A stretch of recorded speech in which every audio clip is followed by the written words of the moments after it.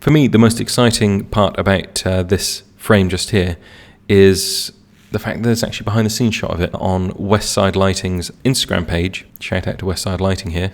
Did a lovely job with a lot of this. They've got a shot of the rigging that they used for this exact setup. So calling it all out just here, we've got 4 ARRI S60Cs, and those are just on each side of the square there, kind of angled slightly down towards the Talent.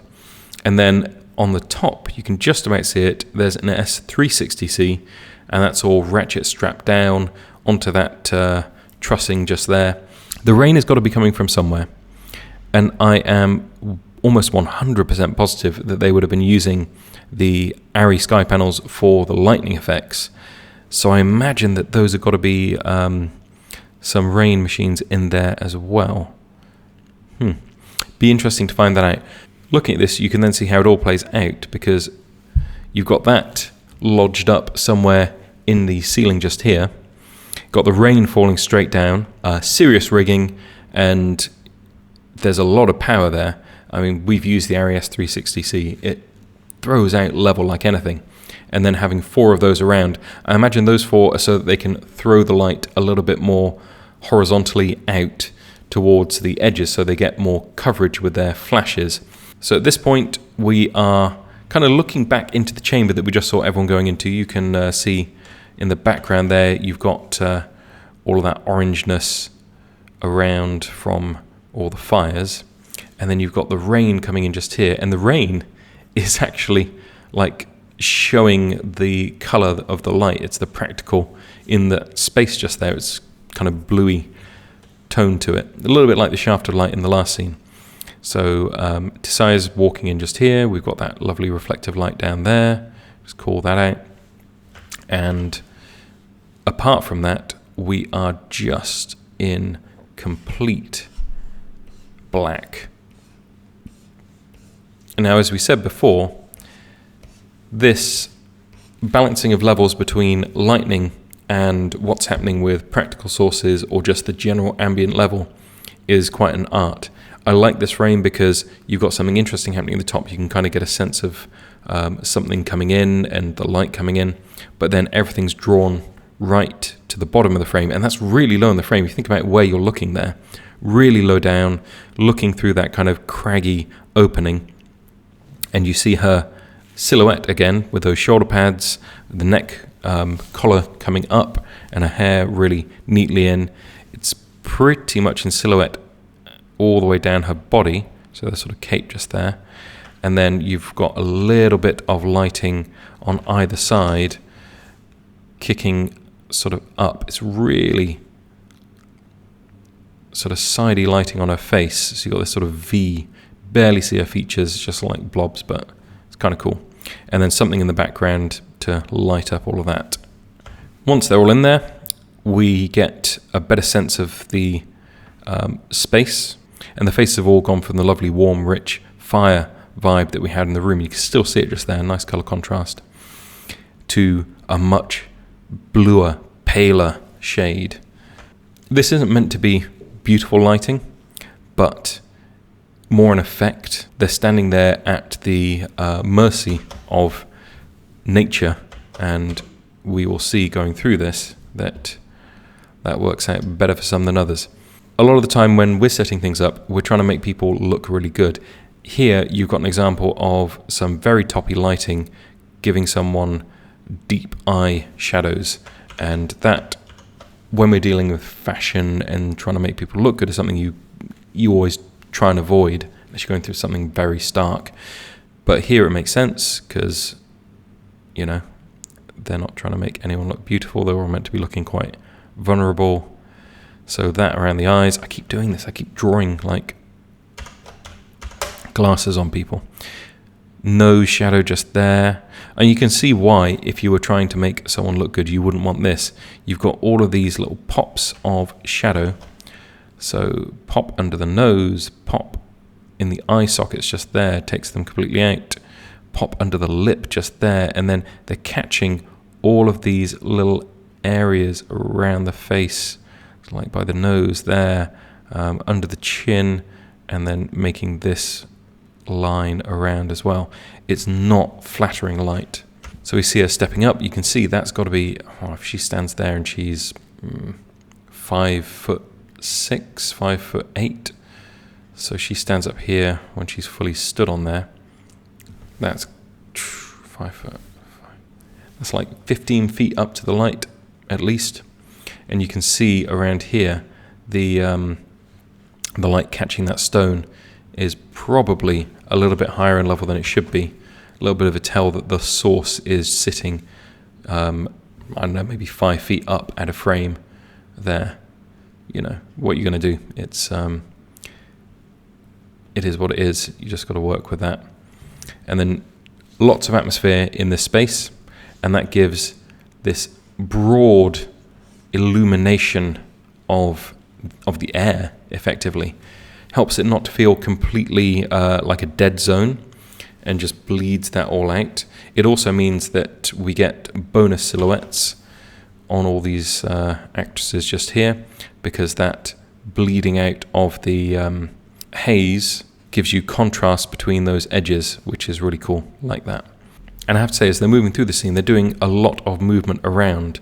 So I do feel like perhaps they are just all relying on that top light and not trying to do multiple setups, which is kind of cool. If you can get one setup and shoot all of your shots, then production will absolutely love you. Looking at her, I know it was her in the previous shot, but looking at her, it's pretty consistent with what we saw on the close-up shot. So that does imply that the close-up and the wide are actually using the same lighting. So here we're getting some of the lightning flash happening, and it's just bleaching out, and we can start to see some of the stone in the back there as well, as that flash illuminates the whole room, bleaches out skin, takes the level right up on all of them just there. But still, we're dealing with basically the same shadows as we were before. It's just all of the levels are raised, so the skin is sitting at a much higher IRE. The eye sockets that were lower down before have also been boosted up, so everything goes from being sort of like in the mid to low range to being in the high to mid range. So it just boosts it all up like a big offset. Yeah, and you can see it's really cool here that the shadow remains the same between those initial shots where it's just the overhead level coming in to these shots where the lightning is striking and we're bleaching right out. It's basically the same look. It's just like everything's been boosted, like you've turned up the exposure or you've spun the offset round. Shadows are the same, but they're just a little bit lighter because there's more level. Here they've obviously added in some CG, so we're seeing that blooming out of the haze again, but taken to the extreme. Everyone's being edge lit. We're even getting some return from the set around them, so the rocks are being lit up, and that is pushing level back towards them, so you can actually see more on the backs of them than you would have done in any of the previous shots. So if we pick that with false colors, we'll probably see that the ratios are sort of the same, but all weighted far more towards the top end. And we've got the CG lightning bolt coming in just there. But look at her in the background. She has the same shadowing that she had before. It is all just boosted up. So you've got that same neck shadow, obviously looking up a little bit, so that takes care of some of those little pockets around the eyes and the nose to some extent. But it's the same. It's just changed level. Jumping between these two frames, you see before the lightning strikes what the ambient level is giving her on the side of her face, and especially looking at the dress here, because her face moves, so it's a little bit deceptive. But if you look at the dress and the shadows on the lines just there of the dress, so all the light's coming in, and you can see the shadow around her ear just there, so it's top down, bang. The shadowing around her dress just here, and just here, and just here, and just there. When you flip between the two frames, it's basically the same. Her body position has changed slightly, but in fact, let's take a look at this. I'm going to just bring it on the offset, and I'm going to boost the levels on this one so they're a bit higher. So it puts us more in the range of that next clip. Yeah. So obviously it looks terrible when I'm just boosting the levels on this frame grab. But it's the shadow that we're trying to draw attention to, and it isn't really any different from one frame to the next. Awesome to be able to use LEDs on a set like this, because you can just change the level so much, so quickly, and keep a consistent look throughout, even though no one's going to notice it's a flash of lightning, but I think it's cool. Again, another CG shot with the lightning bolt. We're seeing quite a lot of pink actually in there. That must be something they've added in for effect, because she's catching it in the bottle. Everyone cowering down, so we can't really see much on what they would have been looking like before. And then after you've had all of the drama in the scene, we kind of come back out of the space. Yennefer has a talk with Tissaia, and we are greeted again. It's becoming a theme with her, with silhouette against the rock just there. And I'm going to say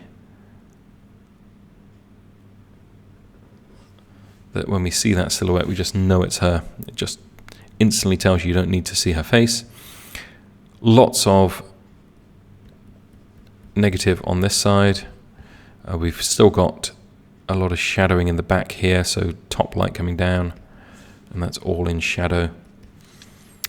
Got the skulls just here, so on this side of that space is where the fire room is, but those skulls are still catching a little bit of the blue tone that's being kicked out just here. I feel like this is probably a different setup, because we are getting quite a lot of blue coming through this tunnel section where you wouldn't necessarily have had it from the sky panels.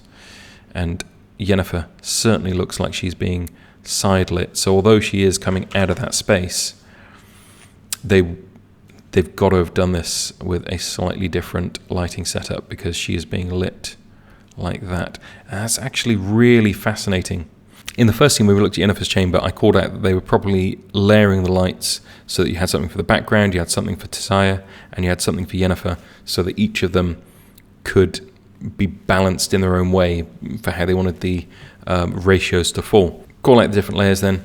We've got something which is toppy for the background, just dealing with giving us a level so that we've got contrast and we can see the set in the back.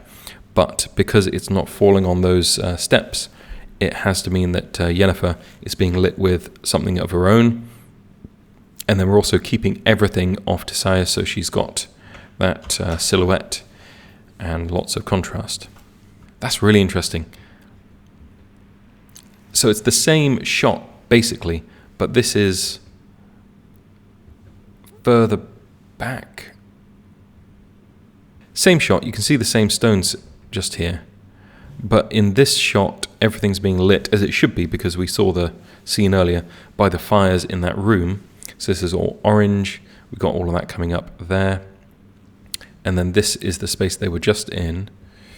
And then that shot, this should all be lit with orange, but it isn't. I like it. It's awesome looking, but... and then, again, just there, orange on that side. You've got the cool tones on that side from sky panels in the other room. But it's just weird that you got that scene standing out by itself. It's definitely the same. You've got the skulls just there. We've got this little shaping on the rock just down here.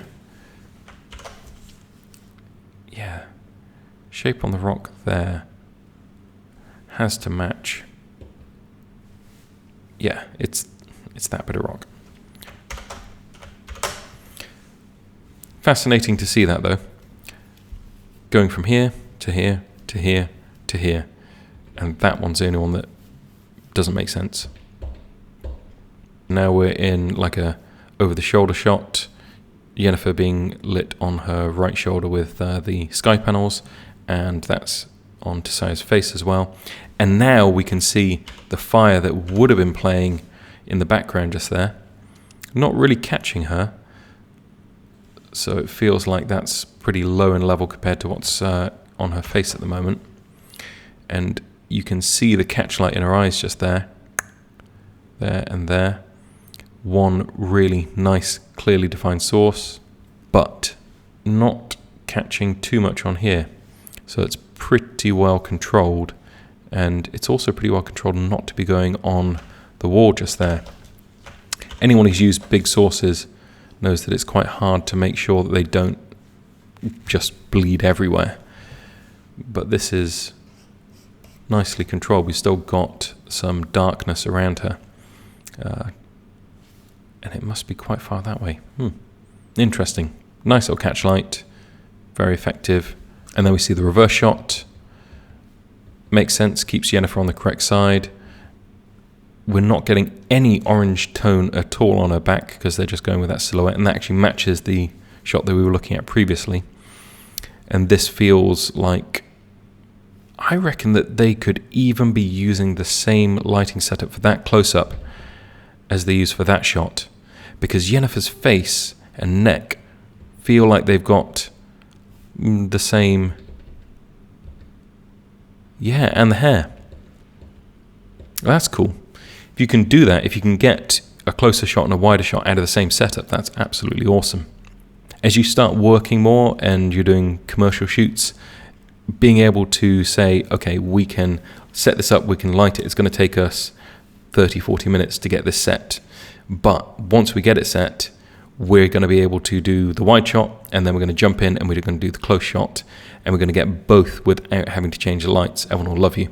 And then if you can say, okay, we'll just flip to do the over the shoulder, and that will require a little bit of finessing, but we've got the light in roughly the right place. We just need to spin it a little bit to catch Tissaia a little bit more on this shot just here, and then address the orange background, then you'll be an absolute hero.